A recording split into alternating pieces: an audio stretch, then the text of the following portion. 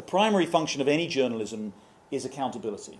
It is to be the institutions that can hold powerful organizations, powerful people accountable for what they do. It's very important we do that. We know that because we only have to look at countries where there isn't a strong free press tradition.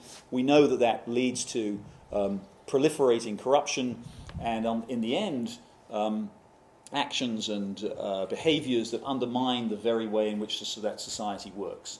An open society needs a thriving, powerful press that examines and holds accountable institutions. But we need to make sure that we're holding all institutions accountable. And I think too much business journalism over time has tended to take a rather a skeptical, an overly, if you like, an incurious view of what government is doing, whilst sometimes challenging and having a rather more skeptical view of what some business is doing. There needs to be more balance there. Businesses, we certainly need to report, and we need better investigative reporting. And one of the things we're doing at the Journal is strengthening our investigative teams. And we're going to have devoting resources to investigative journalism.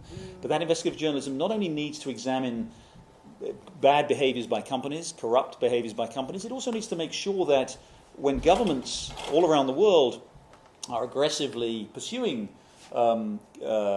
regulation, enforcement action, that we're holding them accountable too. It's not just the corporate sector, but it is the public sector that needs to be held accountable too. And we need to make sure as journalists that we are doing that. I think we can. I don't think it's hard to do, but there's too much of an assumption on the part of too many business journalists that when a government says that something is going on that shouldn't go on and needs more regulation, there's an assumption that the government is right and the company is wrong.